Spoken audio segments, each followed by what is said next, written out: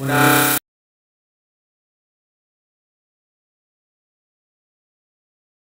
Ahora sí, bienvenidos nuevamente. Entonces, buenas tardes, buen día, buen fin de semana, buena final del mundial, dependiendo de donde usted nos esté escuchando o el momento que sea, porque esto es como un viaje en el tiempo. Aquí le damos la bienvenida a una entrega más de Punto de Mira. Si usted siente que está caminando por ahí en el prado, en la calle, o quizás está tomando el sol, o está almorzando y siente que alguien lo mira sobre su nuca, sobre su cabeza, usted tiene razón, usted está en el punto de mira. Bienvenidos entonces a Punto de Mira, en donde hoy pues tenemos el gustazo de tener como siempre a nuestro querido Álvaro de Jesús Forero, que viene recientemente desempacado de una gira por varias instancias, ¿no?, cercanas, muy divertidas, ya tendrá la oportunidad de contarnos. Y viene hoy con todo preparado para que hablemos del tema que nos atañe desde hace ya algunos programas, y es la influencia de las redes sociales y la política, ¿no? Y también tenemos un invitado muy, pero muy especial, que está conectado directamente desde México, escritor, filósofo, psicólogo, creador de contenido. Bueno, es un placer de verdad tener una figura como la que nos acompaña hoy aquí en los micrófonos de Max Radio. Desde ya le decimos que es su casa. Jorge Minjares, bienvenido a estos Madcast, al universo de Madcast, a Punto de Mira. Bienvenido, y esta es tu casa. Esperamos que podamos contar contigo, no solamente en esta ocasión, sino en más ocasiones también. Un hombre que de México, todas, ¿no? Ahí las tiene todas bien puestas. Álvaro, por favor, tú termina de presentar a nuestro invitado y, Sí, y nada, pues eh, listo, Ignacio. No, es que tenía yo, se me metió como un no sé qué y estaba oyendo de dos formas, entonces decidí pues retomar a lo antiguo mientras tanto, a ver cómo es que podemos más adelante acomodarnos mejor con el micrófono. Bueno, Jorge es un psicólogo. Bueno, primero que todo es nacido en Chihuahua, en México, o sea, es de lo mero, mero mexicano.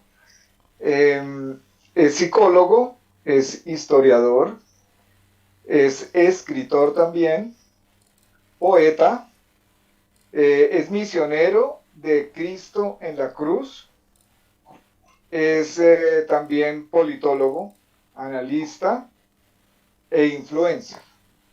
A grandes rasgos, este es nuestro amigo Jorge Menjares, que hoy tenemos el honor y el gusto especial de presentarlo en Punto de Mira. Muchas Adelante, gracias. Jorge, háblanos un poco de ti.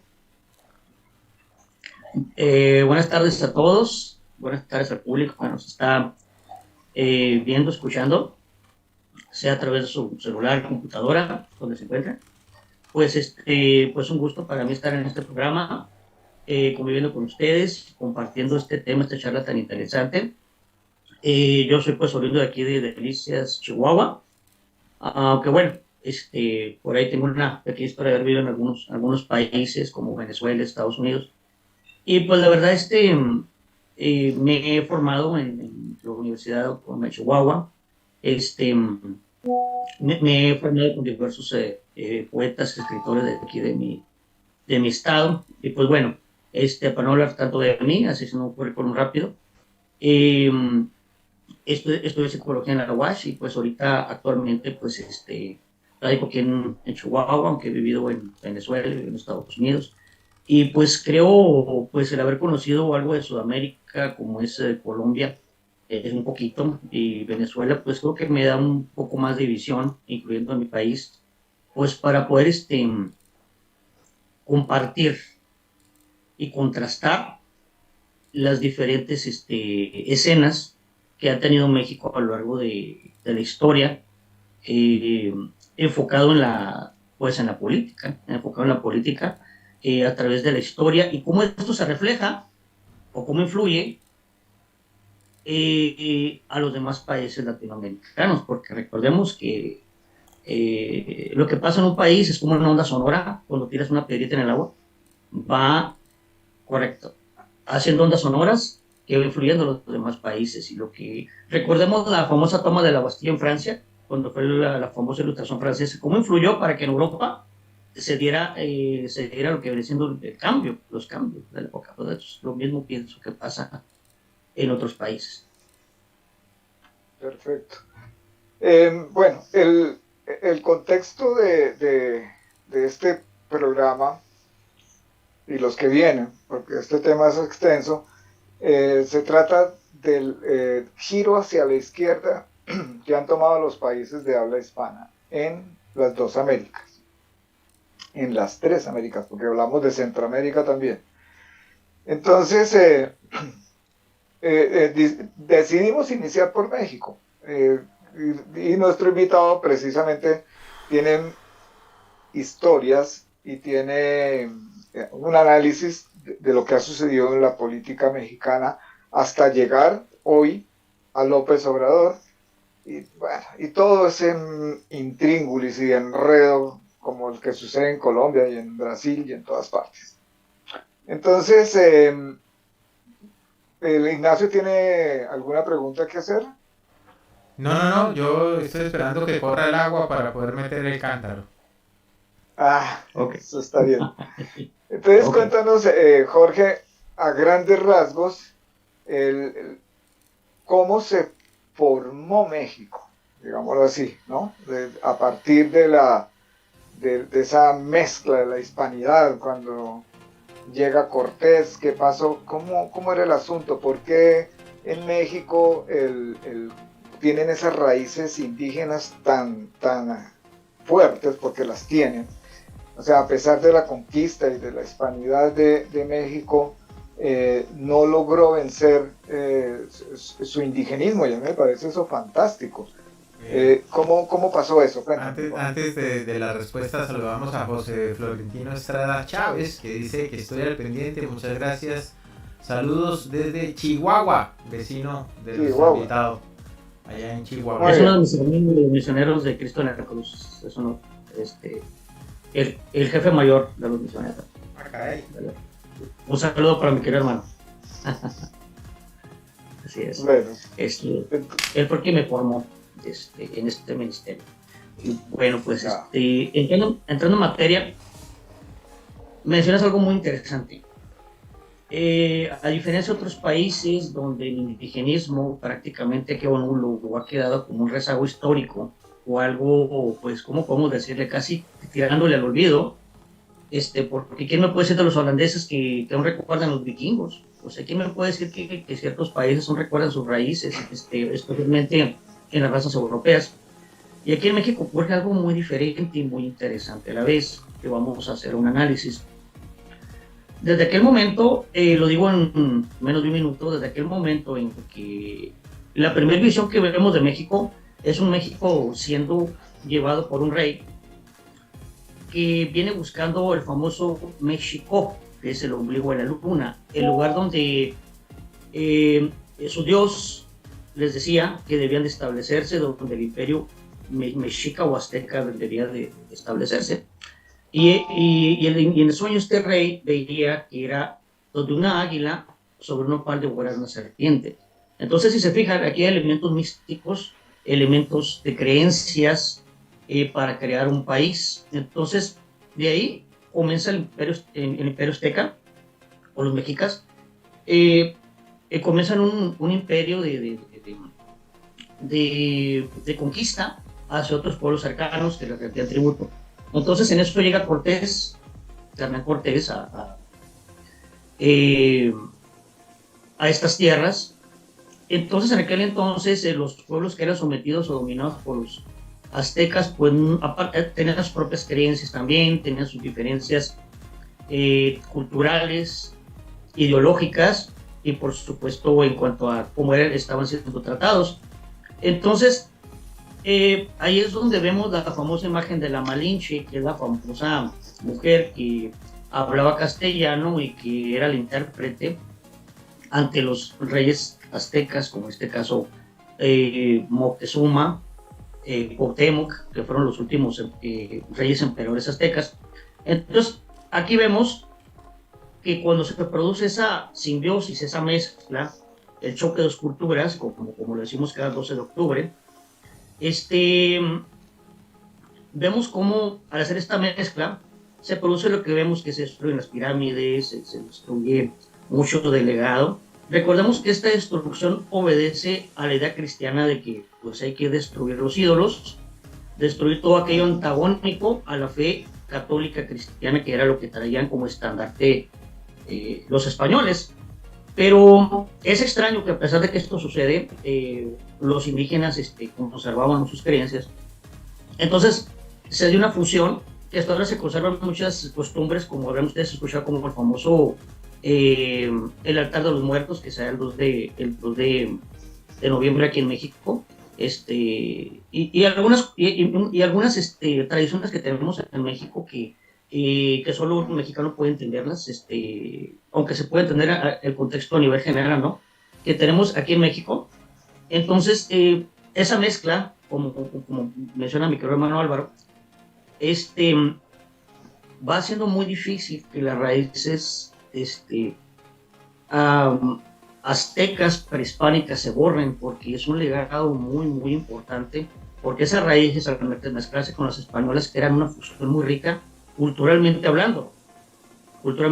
Pero perdóname, Jorge, aquí una cuestión. Mira, a mí me intriga mucho, ¿no? Pues yo soy colombiano. Nosotros tenemos una concepción un poco diferente de lo que fue la conquista acá. Yo he leído, ¿no?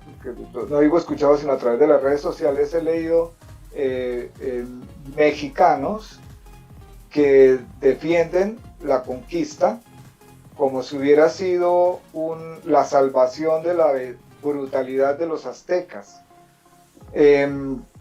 O sea, del salvajismo que le digamos, señalaban a los aztecas por sus cultura y sus expresiones de sus cultos y todas estas cosas. Entonces, en una ocasión yo respondí, ¿no?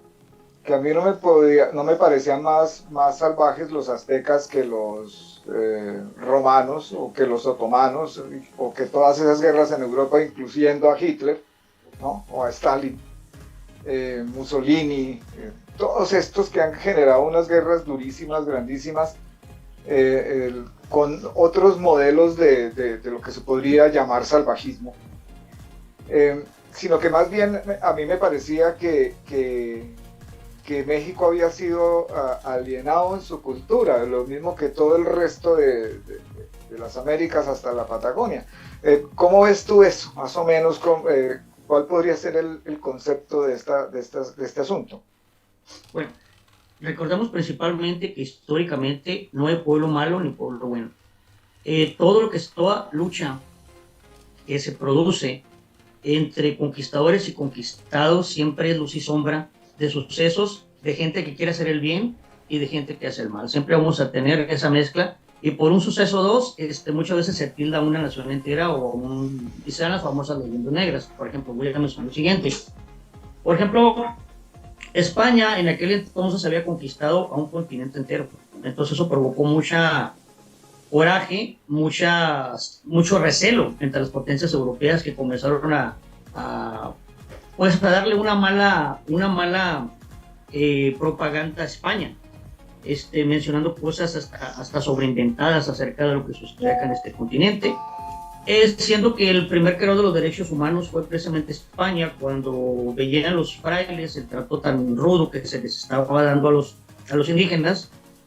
Fue cuando decidieron llevar ante la reina Isabel de España un manifiesto, son unas cartas que ahorita de momento se me va a la mente, que le muestran todo lo que los indígenas pasan aquí, y se propone unas leyes que crearon en España, que serán reconocidas como los primeros derechos humanos hacia los indígenas, como el hecho de que trabajaran 8 horas diarias, lo cual jamás lo íbamos a ver ni en Inglaterra hacia sus colonias o pueblos conquistados, ni en ningunos otros países, y entre ellos otros beneficios que recibieron los indígenas al inicio. Y por ahí pues se pueden escuchar algunos comentarios de alguien que diga, oh, hombre, pero pues mira, yo tengo la historia de tal capataz, o sea, no todo era miel sobre hojuelas, era lo que se quería hacer y se impuso en muchas partes de las colonias virreinales de la Nueva España, porque recordemos que la Nueva España no era un país, era un continente entero que abarcaba desde lo que sería Estados Unidos, que en ese momento no existía, hasta lo que venía siendo la Patagonia. Entonces, un continente tan extenso se prestaba que había muchas personas que no obedecían, muchos virreyes que son lo que querían con los indígenas. Recordemos que el racismo en aquel tiempo estaba muy arraigado, del esclavismo, tanto ese tipo de cosas. No podemos juzgar con ojos del siglo XXI sucesos que pasaron en el siglo XVI o siglo XVII. Entonces, aquí lo que ocurre es de que durante esa fusión de dos culturas, de dos razas, durante el mestizaje, empezamos a ver cosas muy interesantes que tal vez ni siquiera el pueblo de aquel entonces se daba cuenta. Como de repente el indígena era un creyente tan fervoroso o más que el español, porque eran dos razas fuertemente creyentes. El más creyente de Europa era España y el más creyente de América, Mesoamérica, pues era con los aztecas. Entonces de esa fusión tenemos una raza tan fuerte espiritualmente, mentalmente, intelectualmente. Porque voy a mencionar este detalle. La razón por la que España fue tuvo tantos detractores en Europa fue porque se fueron enterando que habían conquistado a un pueblo igual o más inteligente que los españoles. Habían descubierto la astronomía, sabían calcular los ciclos agrícolas, los 365 días del año, tenían almanaque. Era un pueblo que tenía drenaje, que tenía cultura, que tenía educación. Entonces no era el típico pueblo ignorante, el típico pueblo, digamos, de entre comillas, cavernícola que estaban conquistando. Era un pueblo muy formado.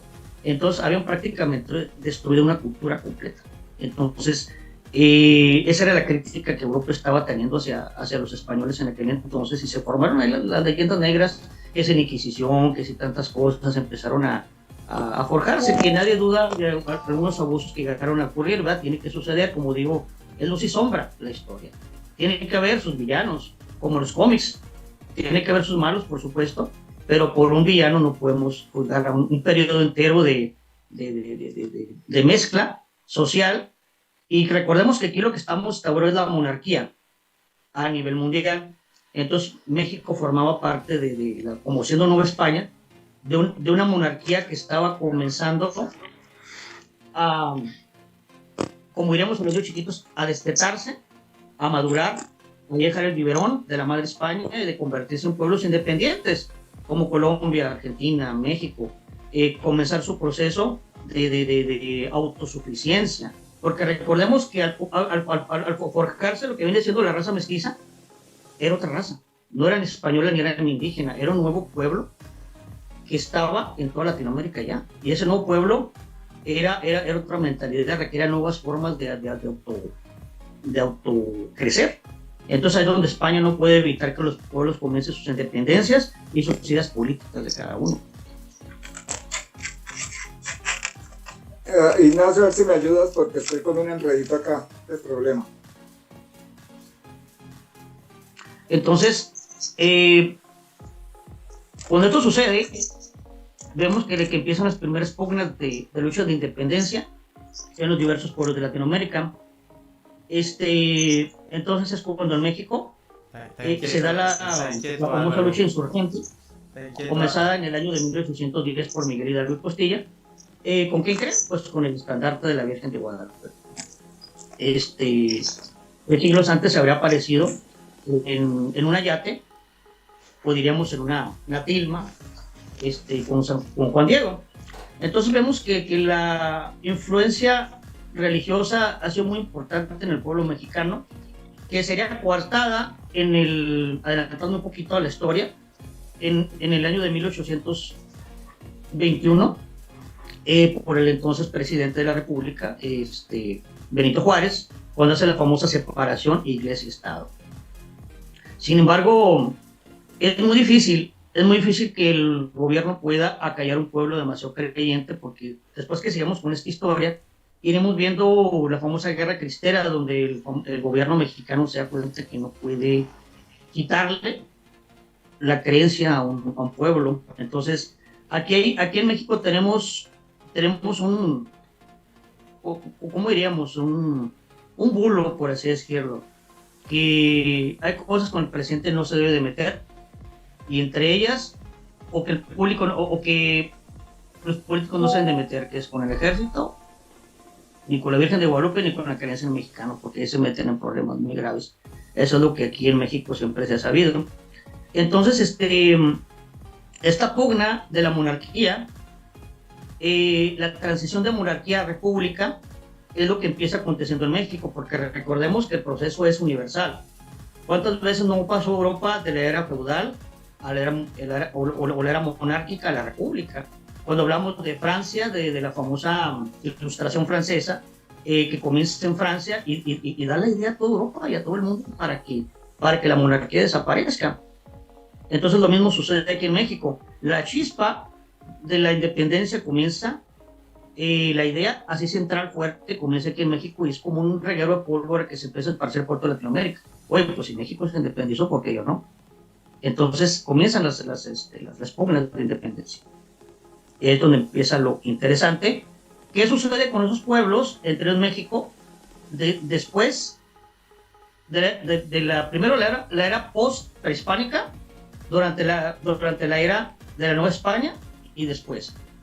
¿Cuál es el destino que cada pueblo empieza a ejercer para irse actualizando con el modelo universal, que es la democracia y que es la república a nivel mundial? Entonces empieza una lucha desde lo económico y lo ideológico para que los pueblos comiencen a desarrollar su inteligencia, socialmente se vuelvan más estructuradas las sociedades para poder ser gobernados. De hecho, hubo una frase que un gobernante en 1910, se llama Porfirio Díaz, llegó a decir, porque le decían: oiga señor, usted se ha extendido en el poder 30 años, ¿qué nos puede decir al respecto?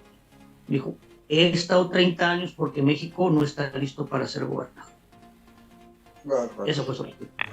Entonces la base fundamental de lo que estamos en este momento planteando es que la política en México tiene dos factores, uno el social y otro el marcadamente religioso. Es de esta forma, ¿la política se decide en México aún por la religión? No, ya no. Desde la famosa separación Iglesia-Estado, se ha vuelto más secular las pugnas, aunque el clímax de esa lucha que me comentas llegó en la famosa guerra cristera en el año de 1923, cuando el presidente de aquel entonces, Plutarco Elías Calles, protestante, no católico, empezó a prohibir que los templos católicos estuvieran abiertos, porque era un atentado al laicismo y a la libertad de los individuos de otras creencias. ¿Qué es lo que está pasando ahorita? Hace 2 meses, mis queridos hermanos, tuvimos aquí en México una pugna porque se estaban queriendo prohibir el nacimiento en México. La gente se enfureció y empezaron a sacar nacimientos por 20 cuadras del centro de México. Ok, y definámosle a los... Como una manera de protestar. Sí, protestar, o sea, como diciendo, con la religión y la fe del pueblo no te metas. O sea, bueno, definámosle a nuestros seguidores un momentico qué es el nacimiento. El nacimiento es lo que en algunas latitudes de Latinoamérica se conoce como el pesebre, ¿correcto? Es la evocación del nacimiento de Jesucristo, ¿no? En Navidad, a eso se refiere. Ok, bueno, muy bien. Bueno, ¿y cuál es el papel entonces que actualmente, dentro de este contexto social que marcadamente parece ser que sigue siendo religioso, cuál es el papel que juegan entonces las redes sociales con esta nueva consolidación de la América, de la izquierda en América, comenzando en México, con lo que ha pasado con López Obrador? ¿Qué papel han jugado? ¿Están desde la oposición o están desde el oficialismo? No sé qué opinas tú, Álvaro. A ver, yo veo eso igual de marcado que aquí en Colombia. La razón es que digamos, se divide entre el progresismo, que es el liberalismo, y el conservatismo, que son los que, digamos, los más tradicionalistas. Lo mismo sucede con los demócratas y los republicanos en Estados Unidos. Yo creo que eso es en el mundo entero. Pero Jorge, ¿qué opina al respecto? Bueno, lo que actualmente está sucediendo en México es un cambio muy interesante independientemente del contexto en que se está dando. ¿A qué me refiero? Durante alrededor de casi 80 años aquí en México fuimos gobernados por un partido que después de la Revolución Mexicana se convirtió en lo que se le llamaría Partido Revolucionario Institucional. Que si bien a lo largo de 8 décadas tuvo antagonistas, tuvo partidos en contra, extraña y curiosamente, lo pongo entre comillas, pues siempre ganaba el PRI. Entonces durante 80 años tuvimos una especie de monarquía disfrazada Perdona un que gobernó un momentico, país. Jorge. ¿El PRI viene siendo como los conservadores, la derecha? Algo así, totalmente de acuerdo, sí, sí, aunque dando una faceta capitalista, dando una faceta, lo podríamos llamar conservadora, podríamos llamarlo conservadora, que estuvo durante 80 años en el poder. Entonces de repente, aquí ocurre algo muy importante en la historia de México.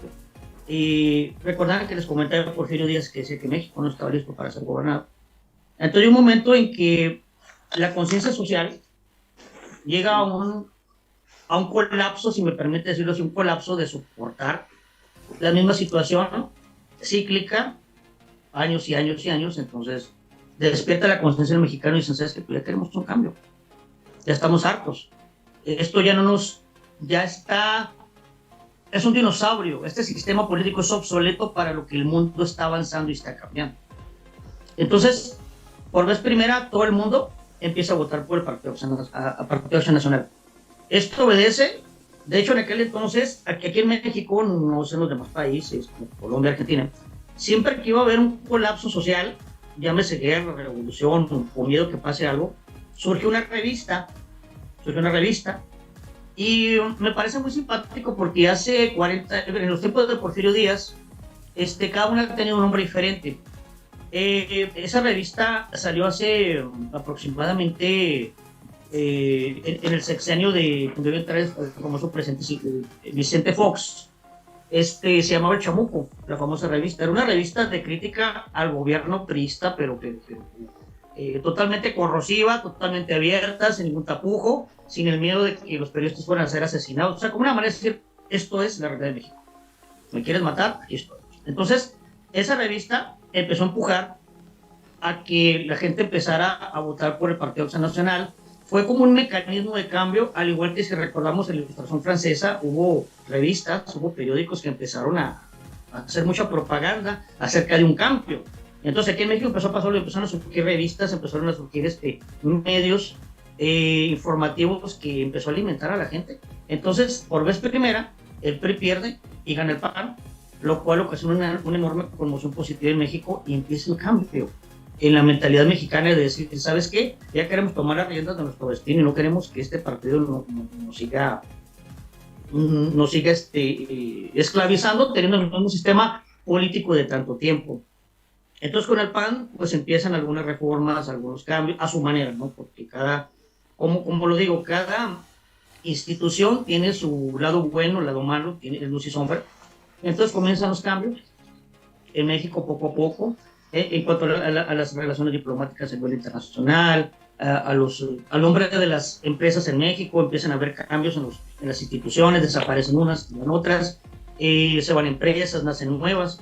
Entonces todo eso va acelerando la vida tanto política como social en México y va haciendo que cuando van llegando los medios masivos como es el internet, ahora que estamos hablando de la tecnología, el internet, los medios masivos que empiezan en los años 90, 96, cuando empezó el surgimiento de las primeras internet, empezamos a ver que entonces ya el pueblo, al tener el contexto de las redes sociales, la voz del pueblo se empieza a hacer escuchar de una manera más fuerte. Entonces vemos con más claridad cómo es que los pueblos van evolucionando en cada país y si están listos o no para la siguiente fase de cambio. Entonces, ya cuando México ya pasa por la etapa de que, ¿sabes qué? Ahora yo puedo decidir a quién quiero, deben de pasar inevitablemente por la etapa que han pasado otros países que han sido influenciados por el socialismo o comunismo.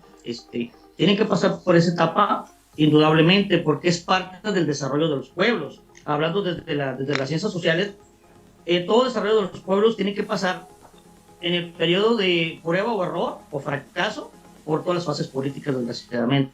Yo recuerdo cuando estuve yo en Venezuela acá.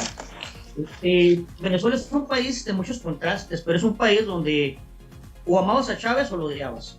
Amabas a Maduro o lo odias, pero no hay un punto medio que diga, no, pues mira, yo me paro, yo soy diferente, yo no creo tal cosa. No, odiabas a Hugo Chávez o lo amabas. Es un país de extremo a extremo.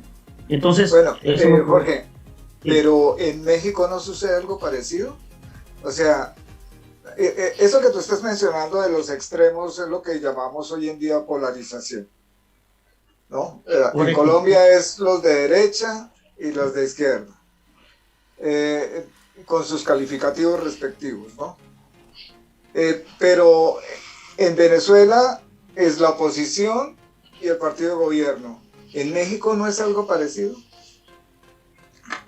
Sí y no. La respuesta es la siguiente. Por ejemplo, en Venezuela hay mucho, todavía se usa mucho lo que ocurrió aquí en México en los años 60, 70 y 80, que era mucha la opresión a los medios masivos, el callarlos. Recuerdo una vez cuando yo estaba en Caracas, el periódico no surgió durante 4 días, no circuló el periódico porque un periodista se atrevió a decir algo acerca del gobierno de Maduro y quitaron el papel y el periódico y los medios para que hubiera periódico durante 4 días. Fue una manera de castigar a los medios masivos. Y aquí en México, cuando entró Vicente Fox, que fue el primer presidente panista de toda la historia del país, desde la Revolución, empezó algo muy curioso, que la prensa, ahí es donde yo hablo de los cambios de los pueblos.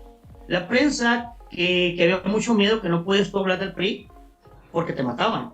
O sea, si tú eras sacerdote, religioso, o eres político, y te metías en la política, ya sabías que pues te estabas metiendo en tal a 11 varas porque era muy probable que te asesinaran por estar hablando del sistema político del PRI.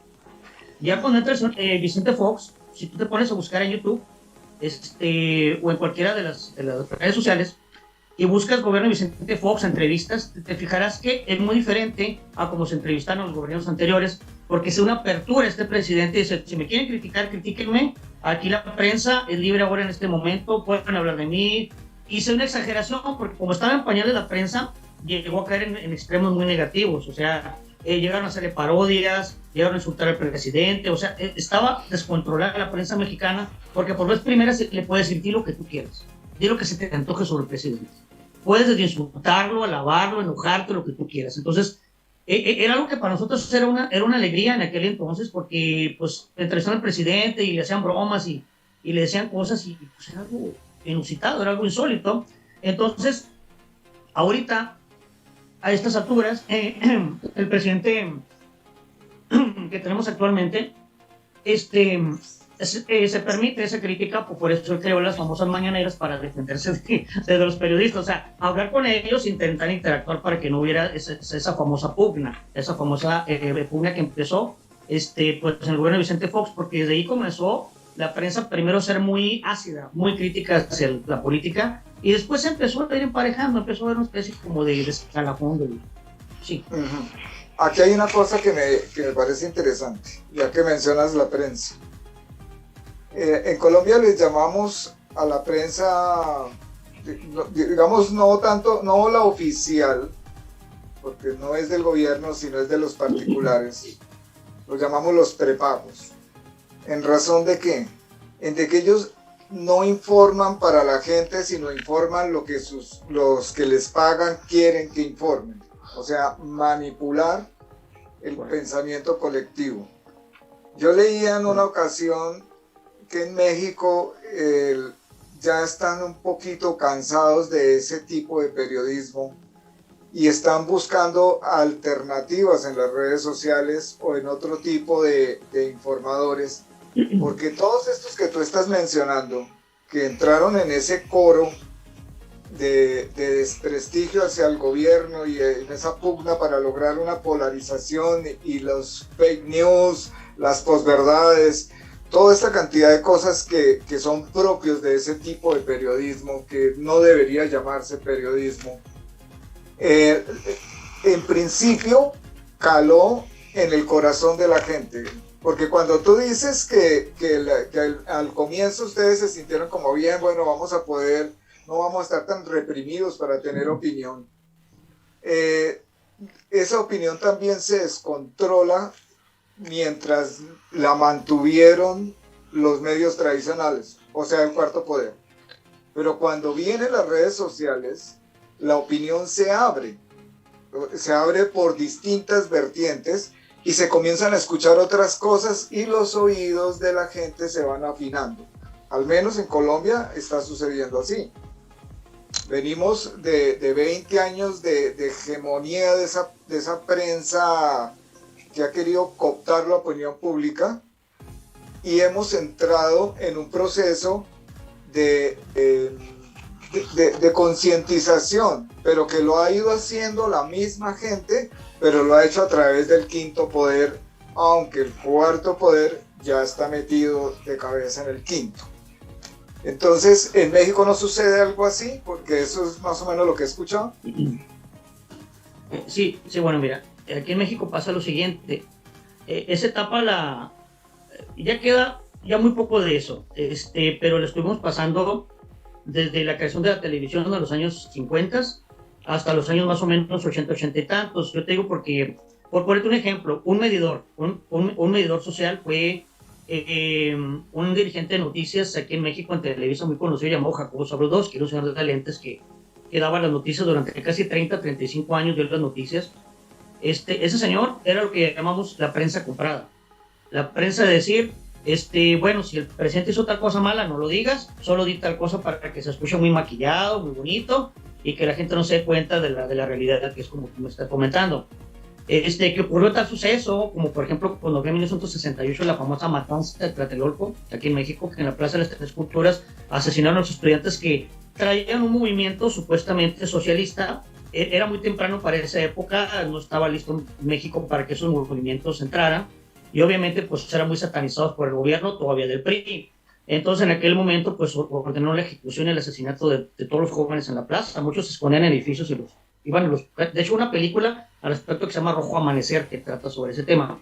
Entonces fueron brutalmente asesinados, fueron oprimidos, y se trató de una versión light, de una versión totalmente ajena a los hechos. Jacobo Zabludovsky fue considerado el más mentiroso de aquellos tiempos, fue muy odiado porque dio una versión totalmente fuera de los hechos de lo que ocurrió en ese momento. Y así fue con todas las cosas que han sucedido en México a partir de entonces, hasta que llega la época, como te digo, de señor Vicente Fox, pero eso ya se estaba preparando. Ya había, como diremos así, antecedentes en algunas cadenas televisivas que empezaron los programas a ser televisivos, a dejar que los periodistas fueran poco a poco alzando la voz a raíz del cambio social que todo pueblo tiene que ir pasando para que ocurra la siguiente evolución en los países, que es muy importante. Entonces, cuando el pueblo está listo, empiezan a hablar. Lo primero que hace que un país cambie es su prensa, es donde lo vemos. Cuando la prensa ya empieza a decir, oye, no es que nos demos cuenta, tenemos que expresar que este sistema está mal. Entonces, ya cuando la prensa dice, ¿sabes qué? Pues me vas a matar públicamente, pero pues mira, la verdad es esta. Cuando confrontas directamente al gobierno, que está listo el pueblo para confrontarlo, no queda más que un cambio. No queda más que un cambio, que de hecho recuerdo que los periodistas de aquel entonces dijeron, si no hay cambio y entra otro partido, va a haber revuelta social en México. Eso fue cuando entró el presidente Vicente Fox. No hubo revuelta social, fue un cambio muy positivo, que claro, como todo, ¿no? Luz y sombra, pero ya la prensa empezó a tener esa luz verde para criticar más al presidente, para decir cosas. De hecho, en aquel entonces, varios artistas del medio aquí en México sufrieron un acoso horrible. Varios de ellos se tuvieron que retirar de los medios porque la prensa estaba tan abierta que se les pasó la mano hasta con artistas. Se metían en su vida demasiado. O sea, fue un abuso en su tiempo y momento de la prensa que poco a poco se tuvo que ir equilibrando.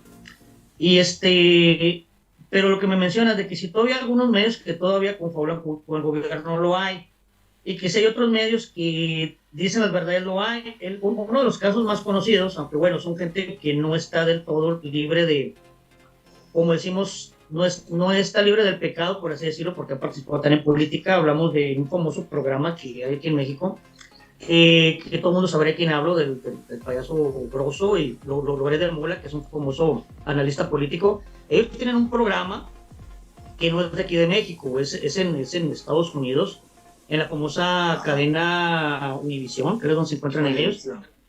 Sí, entonces ellos si checan sus programas de Broso y Loret de Mola, es una crítica abiertísima al gobierno, donde entre la broma, el chiste, la parodia, de hecho hubo un momento en que ocurrió algo muy interesante, mi hermano, no sé si sabías que el mismo presidente López Obrador le permitió a Loret de Mola y a Broso entrar en sus propias oficinas a criticarlo él, se lo permitió. Adelante. ¿Quieres hablar más adelante? Se lo permitió, cosa insólita en toda la historia de México. Sabía quiénes son ellos, sabía cómo lo critican y les dio el permiso. Tengo que reconocer que en medio de la luz y sombra que existe en este presente que tenemos actualmente, de muchas cosas negativas que puedo decir, también ha tenido 2 que 3 permisiones buenas que ha tenido, y entre ellas pues nos quedamos admirados porque permitió que estas 2 personas pues pudieran hacer abiertamente su show y de crítica presidencial precisamente, hablar abiertamente de la corrupción en México, pero esto va más allá de decir situaciones, de decir nombres, fulanito de tal, ¿sabes qué? Fulano, eres el que está haciendo corrupción, fulano, y decir nombres, y pues décadas anteriores te puede costar la vida, y ahora pues lo dicen como si nada. Sí, aquí hay una cosa interesante. Cuando la prensa, digamos, interviene tanto, así sea de una forma jocosa, parodia, como sea, interviene tanto en la opinión pública, especialmente cuando la prensa viene de dueños que son banqueros industriales que tienen intereses propios. Correcto. El pueblo es el blanco, digámoslo así, de todas estas movimientos, informaciones, burlas, fake news, todo esto, con el fin de redirigir, porque eso es una acción política. Estamos hablando de una prensa politizada. Politizada no porque ellos quieran ser políticos, sino porque quienes les pagan, los dueños de esos canales, sí les interesa interferir en la política, que es lo que llamaríamos el poder detrás del poder. Cuando esto sucede, ¿qué capacidad hay en esa influencia en el pueblo mexicano? Estamos hablando de México, al punto de poder establecer una balanza entre la antigua forma de gobernar, ¿no?, y ahora lo que viene con López Obrador, por ejemplo, en ese campo, porque hay una pugna muy grande entre los unos y los otros. Entonces, ¿qué tan malo ha sido el gobierno de Obrador, por ejemplo? Bueno, porque uno tiene la percepción desde fuera que no ha habido gobierno, ¿no? Que sí, ha sido un desastre. Sí, correcto. Dentro de los escalafones de las estadísticas, pues el presidente actual tiene la popularidad más baja que se ha tenido. A pesar de que se habla mucho de él, hay demasiados memes en las redes sociales en contra de su gobierno. Hay muchas páginas creadas en blogs, en muchas partes en contra de su gobierno. Voy a decir las 2 caras de la moneda. Hay una polarización muy parecida a la... Disculpa, te interrumpo para saludar a Wilderlin Cortés Santillana. Santanilla, perdón.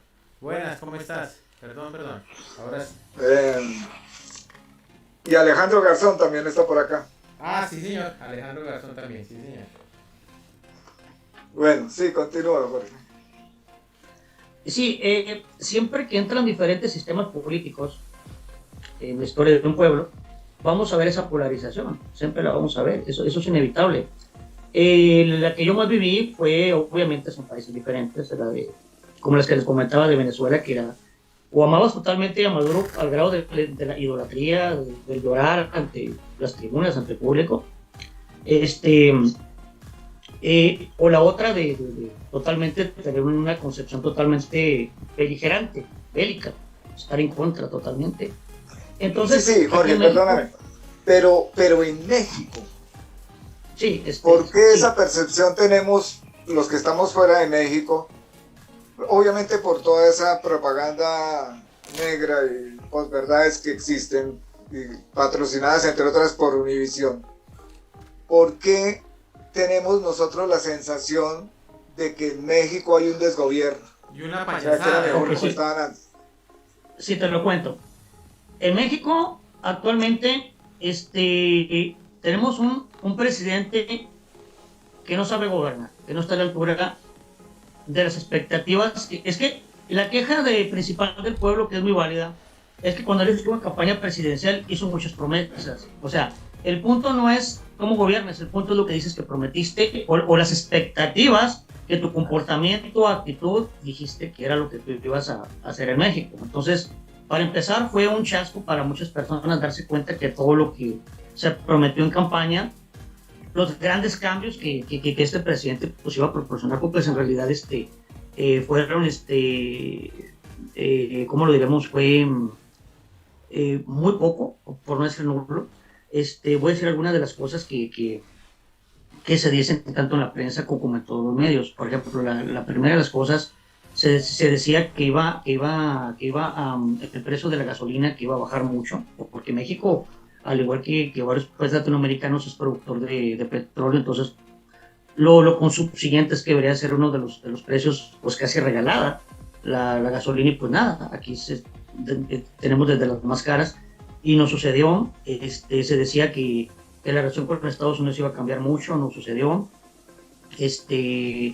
Había muchas cosas que se decían que iban a pasar y no pasaron, pero bueno, fueron las expectativas que tú puedes decir. Bueno, no puedes pretender que unos sexenios se logren todo eso, estamos totalmente de acuerdo, pero sin embargo, cuando una persona sí está destinada a cambiar, a ser una persona que haga historia, se empiezan a ver los cambios. Por ejemplo, voy a rememorar, pues un paréntesis de 30 segundos para decir algo. Por ejemplo, el presidente Lázaro Cárdenas del Río, en 1936 realizó la expropiación petrolera, que fue hacer que el petróleo fuera de México. Logró, le abrió las puertas a los españoles durante la Guerra Civil Española. O sea, cuando va a haber un cambio se nota, se nota. Cuando un presidente tiene la mano fuerte, la mano dura, tiene carácter y personalidad para eso, no solo se siente en el pueblo, se siente internacionalmente, se siente que ese presidente está haciendo en su país algo bueno. Entonces, en este caso, pues el presidente obradorista, el gobierno obradorista, ha sido un gobierno de muchas palabras y poca acción, de dar muchos discursos y de poca... aquí en México nunca habíamos tenido una carencia de medicamentos para los niños con cáncer. Nunca habíamos tenido tanta carencia en los hospitales de medicamentos, de falta de estos, y nos está pasando ahora. Hablan mucho los pro-obradoristas acerca de una pensión que se les está dando a los adultos de 65 y más, que se les llama es una pensión, se me va el nombre. Es una pensión que se les otorga a todos los ancianos del país sin excepción, teniendo 65 años. Entonces pues eso la gente lo ve como un logro de su gobierno, siendo que esto comenzó con sexenios anteriores. Entonces eso se lo alaban mucho. Las cosas que ha hecho este señor pues se le alaban, lo ven con buenos ojos. Y nadie dice que no, pero lo que pasa es que ha sido más el desastre que este gobierno ha creado y la polarización. Si tú creas un post acerca de este señor, vas a ver que mucha gente lo apoya, se desvive por él, son como fanatismo. Y del otro lado vas a ver gente que no está conforme. Vas a ver esa polarización en las opiniones de la gente mexicana. Y esa polarización tiene que llegar la corriente tiene que llegar al río, tiene que llegar al mar. Entonces esta polarización tiene que llegar a este contraste, tiene que llegar a un fin, tiene que llegar a donde esa unanimidad llegue. Entonces esa unanimidad va a llegar cuando o el fin de este sexenio o la gente se dé cuenta y estemos las opiniones entrecruzadas entre mexicanos unidas por fin otra vez, de entender que la política en México pues es algo que siempre ha sido a lo largo de su historia, pues el gobierno de unos cuantos, de unas cuantas familias, como por ejemplo Latinoamérica, de unas cuantas familias sobre el futuro de un país entero. Bueno, entonces en este caso pero sí. Mira una cosa, si hay tanto inconformismo con todas esas esperanzas del pueblo, porque hay una cuestión, ¿no? El llegar a la presidencia con demasiadas propuestas, o sea, muchas ganas y poca fuerza para la acción. Porque es de entender una cuestión. Cuando se llega al gobierno, al Estado, se necesita del apoyo de las cámaras legislativas, ¿no? Del poder legislativo. De manera que, y de un buen equipo de gobierno, obviamente, de manera que poder pasar los proyectos de lo que se pretende. Si el gobierno llega carente de esa fuerza política con el legislativo, o sea, con el Congreso, muy difícil va a poder gobernar. Ahora, encontramos con que tú nos dices que es que el México estaba gobernado por 3 o 4 familias. Eso ha pasado en Colombia. ¿Tú crees que esas 3 o 4 familias no se han encargado de frenar por todas las esquinas a Obrador con tal de que, terminado su periodo de gobierno, vuelvan otra vez ellos a presentarse o a postularse como los salvadores, siendo que ellos eran como difícil, porque es que ha habido los esclavistas? tanta bobería de él que yo lo veo como difícil, ¿no? Es decir, tendrían que haberse reinventado la realidad, esas familias, que no digo que no, que no digo que no, que indudablemente esa es la tendencia política en Latinoamérica, donde de una forma casi que monárquica, pues existen algunas familias con poder que dominan los países. Esa es la tendencia, por supuesto, pero es que precisamente sí, bueno, uno ve en el caso de México tanta estupidez, perdón, pero es que como que se les va el picante con todo, ¿no? Hay tanta cosa que pasa que uno dice, pero ¿será posible que alguien le esté haciendo la contraposición? ¿O es que no hay control? Porque uno ve es una locura, una payasada, un señor que sale a decir unas bobadas ahí, que si el COVID, que todo está bien, y resulta que se le estaba muriendo la mitad de la gente, que bueno, cosas como incoherentes, ¿no? Es decir, un poco me atreví yo alguna vez a sentir y a pensar que era el homónimo de Bolsonaro, pero a la izquierda mexicana en México. Es decir, decía la misma cantidad de bobadas que Bolsonaro abajo en Brasil de la parte de la derecha, ¿no? Bueno, esa es mi percepción, ¿no? No sé. No, sí. Sí, correcto. Bueno, es que lo que pasa es que aquí en México la gente ya venía de decepcionarse del PRI. Y entonces entramos al PAN, que eran los 2 partidos más fuertes que siempre ha habido en México. De hecho, cuando el PAN asume el poder, se había fusionado con otros para cobrar más fuerza en cuanto a los votos, se fusionó con otros partidos. Entonces, cuando la gente, después de 2 o 3 sexenios de diferentes gobernantes del PAN, se empiezan a dar cuenta que es lo mismo. Se empiezan a dar cuenta que el igual los 40 ladrones están repartiendo el pastel. Y luego empieza como vamos, va a venir otro partido que se va a llamar el PUM. Porque viene del PRI, del PAN, del PUM. Es que hecho para allá vamos. Cuando empezó una cosa muy interesante, que la gente, entonces se creó Morena, que es el partido de López Obrador. ¿Qué es Morena?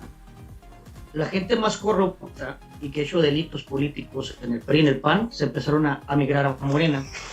Y un día le preguntaron al señor López Obrador qué opinaba de eso. ¿Qué opinaba de que esos supuestos políticos con cola que les pisen, con antecedentes políticos, estuviera pasando Morena? Dijo, ellos han dejado sus partidos, están perdonados, son blancos, son pulcros, están ya con nosotros. Esa fue su respuesta, que generó una reacción en las redes sociales como diciendo, este señor. Amén, hermano. Sí, eso es como... sí, es que... Sí, eso no tiene sentido. Y así como ese comentario al estilo el pajarito de Nicolás Maduro, de ese estilo, vemos muchos comentarios de él en cuanto a diversos temas, como por ejemplo cuando dijo que España debe pedirle perdón a México por la conquista, y así con muchos temas.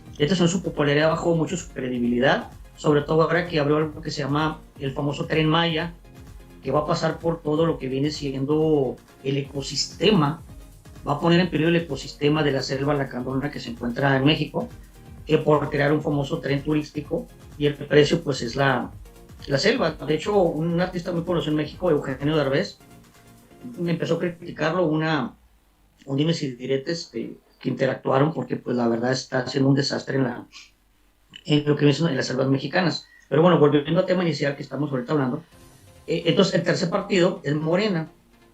Y entonces, ahorita ya la gente dice, a ver, vamos a ver, al PRI ya no volvemos porque nos estuvo 80 años robando. El PAN, en 3 sexenios no pasó nada. Y Morena, el que tenemos ahorita, está haciendo un desastre. ¿A quién le vamos a ir? Entonces, esto ahorita un momento a la gente en el que al igual, válgame el ejemplo que voy a decir, de hace 2000 años que los judíos esperaban un Mesías, esperaban a alguien que provocara un cambio para bien en México, con los judíos, y llega Jesucristo. Aquí en México estamos algo parecido. Estamos esperando ese personaje inteligente, esa persona que mueve los hilos en México, y este señor lamentablemente cumplía al menos con la personalidad, al menos con su expresarse. Estaba queriendo llenar ese hueco de la necesidad del mexicano, de que queríamos alguien que hiciera un cambio, que no hizo el PRI, que no hizo el PAN, que todas las tonterías que hemos visto, que está cansado ya el pueblo mexicano, quieren a alguien, el personaje honesto, clave, que diga, yo voy a mover los hilos en México y voy a cambiar. Jorge, aquí hay una cosa que es bien curiosa. Tú nos hablas de que el pueblo mexicano está esperando un Mesías, o sea, un personaje. En tiempos del pueblo de Israel era igual, ¿no? Ellos tenían una ocupación de Roma sobre sus tierras, sobre su área, y era una ocupación política, porque les permitían el desarrollo de su fe y su ley, pero les ordeñaban los impuestos y eran la policía en Israel. Más o menos es así. Cuando llega el Mesías, no lo reconocen porque ellos esperaban un rey poderoso con un ejército poderoso que bañara en sangre a Roma. Y eso no fue lo que llegó ni lo que sucedió. Entonces, pero la comparación al hacerla con Jesucristo se puede hacer políticamente, ¿no? Porque incluso la condena de él tuvo dos connotaciones, una religiosa y otra política, pero eso es otro tema. Si están los mexicanos esperando una especie de Mesías, o sea, un líder que venga a sacarlos de todos los problemas en que están, porque tú nos narras que desilusiones con un partido que gobernó por muchísimo tiempo, luego vienen los otros que tienen 3 sexenios, y viene ahora que se supone que era la esperanza, cargado a la izquierda, y el pueblo sigue igual de desilusionado, o quizás peor, porque es que la desilusión puede ser más grande, porque la expectativa era mayor.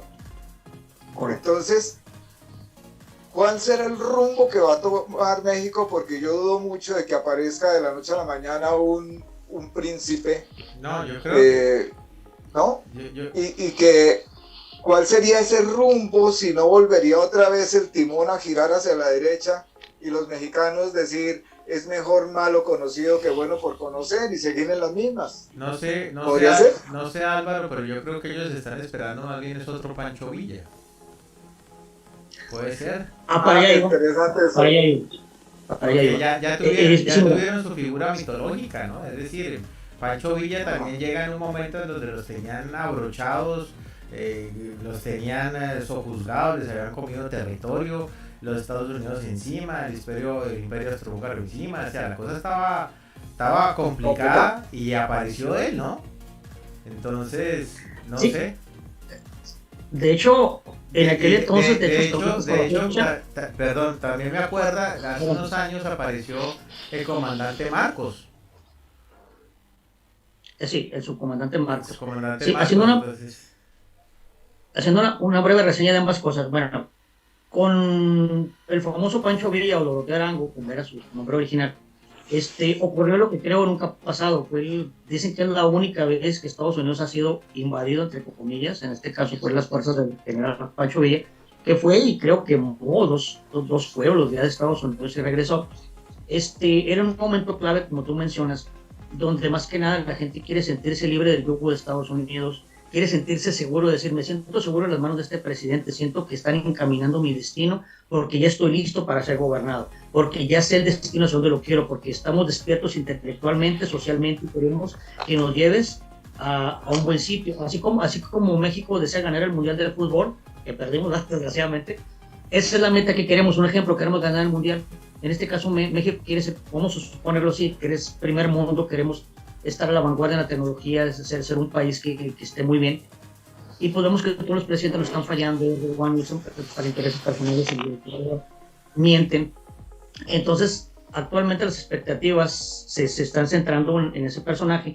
Cuando ocurrió el subcomandante Marcos, fue una etapa donde estaban habiendo muchos cambios, precisamente esa pugna, donde ya el PRI se estaba ya deshaciendo, y fue uno de los elementos clave, su comandante Marcos, apoyándose el socialismo como una bandera, como tipo de Che Guevara. Él tomaba de bandera algo de Che Guevara y como diciendo, pues queremos las tierras. Retomaba el eslogan de Zapata que decía, mis tierritas primero mis tierritas y mi pueblo.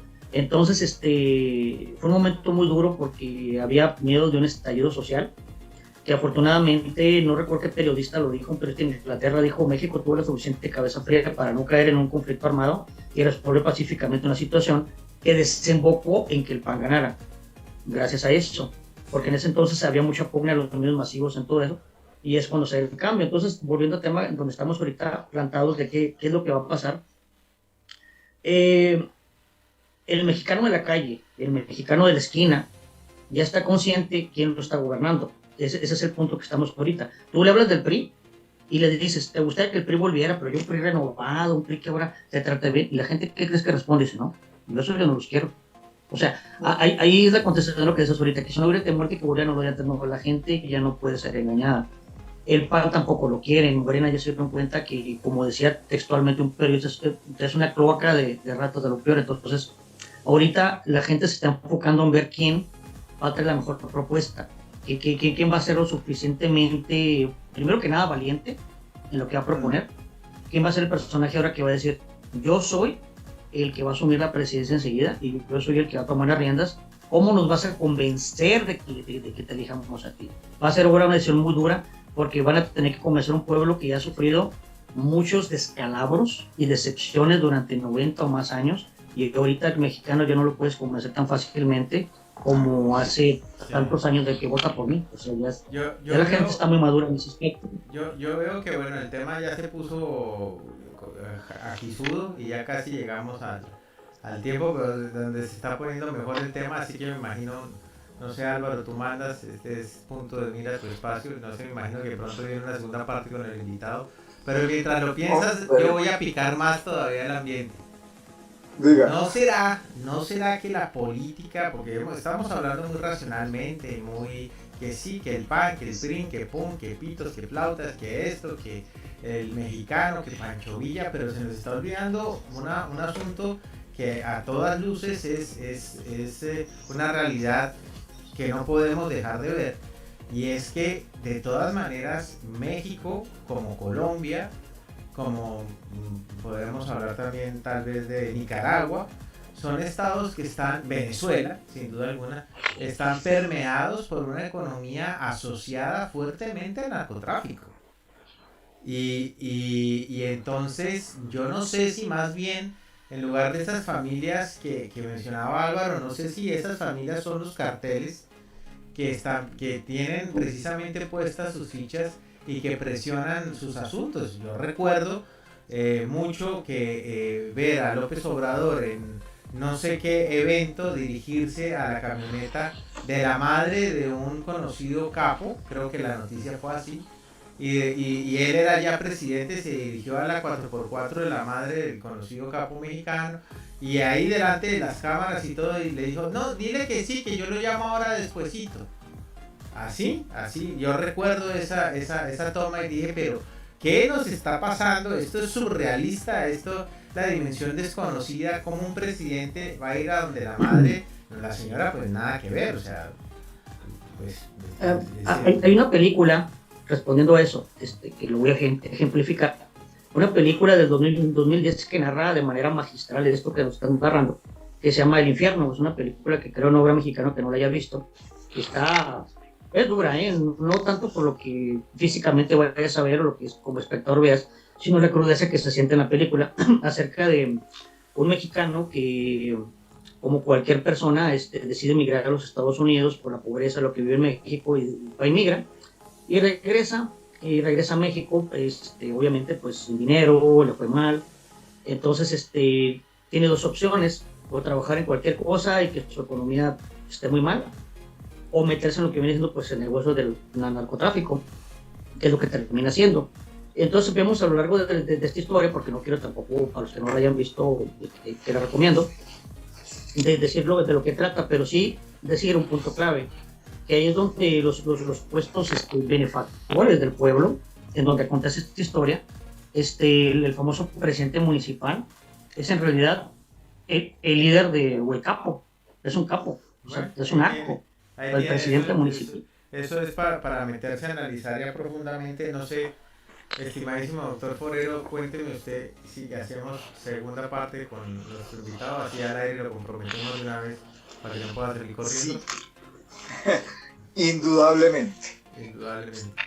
Vamos a, pues por tiempo, tenemos que cerrar ya el programa por el día de hoy, pero vamos a dejar abierto el tema mientras llegamos al próximo miércoles en cómo es que las familias tradicionales, ¿no?, decentísimas, lo que en Colombia se denominan la gente, porque la gente de bien son otra cosa, la gente, o sea, lo pupi, se contaminan en México también del narcotráfico. O sea, el narcotráfico ha permeado absolutamente todo. Todos los tres poderes políticos e incluso las autoridades. Eso es innegable. Entonces, ¿cómo es ese giro? Porque es que ese cansancio de que Jorge nos habla del pueblo, ¿cómo va a encontrar una solución si el narcotráfico en México en este momento tiene unos tentáculos tremendos, muy grandes, muy violentos y muy ricos? Entonces yo creo que dejamos aquí por hoy el tema y dentro de 8 días, si Jorge acepta, decimos, Jorge. Claro que sí.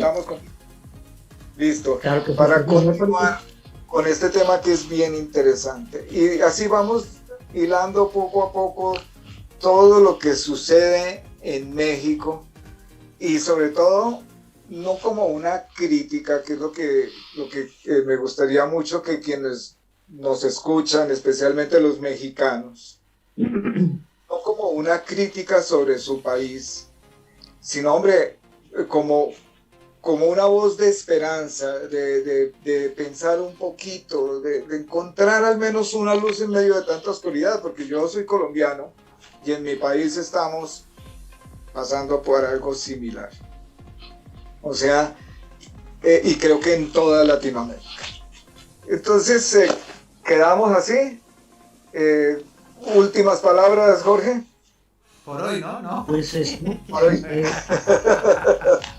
Primero que nada, pues muchas gracias por invitarme, muchas gracias, me ha pasado genial. Es un programa que, como bien lo mencionas, no es un intento de meritar, poner en la lupa algo, quitar o poner o arreglar. Simplemente estamos hablando de una visión histórica hacia dónde va nuestra Latinoamérica querida con estos cambios de poderes, con esta facción que está tomando el socialismo, y sobre todo el tema que acabas de tomar, la narcocultura tan arraigada en México. Un niño, imagínate un niño de 7 años viendo YouTube y decir que no quiere estudiar porque quiere dedicarse mejor a ser un capo. O sea, esas cosas tú las estás viendo en México, ahorita se están viendo eso, entonces dices, ¿qué está pasando? Entonces, eso lo vamos a platicar en la siguiente sesión, cómo ha influido eso, respondiendo a las preguntas de cómo políticamente se está trazando eso. Pero ahí es donde entra lo que tú dices de esperanza. Si el gobierno de Julio César, desde los grandes emperadores, se han desmoronado, no dudes que esto, por mucho que quiera durar, la inteligencia de la gente colectiva es mucho mayor, y esto es parte de un proceso que tiene que seguir. Tiene que haber pros y contras, como en este caso ahorita estamos teniendo esto, pero tiene que pasar, tiene que ir evolucionando la sociedad hacia algo más prometedor y mejor para todos. Exacto. La justicia tiene que brillar en algún momento. Ignacio, yo creo que nos queda que tú despidas el programa. Bueno, A muy todos bien. los que están conectados, muchas gracias. Muy bien, ha sido un viaje muy interesante a Leonardo, Alejandro, a todos nuestros youtubientes. Muchísimas gracias. Ha sido un viaje muy interesante. Tuvimos la oportunidad inclusive de tocar algunos aspectos históricos relevantes para ubicarnos en la situación sociopolítica de México, entenderlo cómo funcionan como raza, no siendo racistas, sino como raza, como idiosincrasia, ¿no? Así que fue muy interesante y ya se puso bueno, ya trajimos los chiles y ya nos pusimos aquí el tequila, así que no pueden faltar dentro de 8 días aquí a esta cita. Si usted está caminando en este momento, está en su casa tomando un café, viendo televisión y siente que sobre su nuca o sobre su cabeza alguien lo observa, usted tiene razón, usted está en punto de mirar. Nos encontramos el próximo miércoles. Que estén muy bien. Bye bye.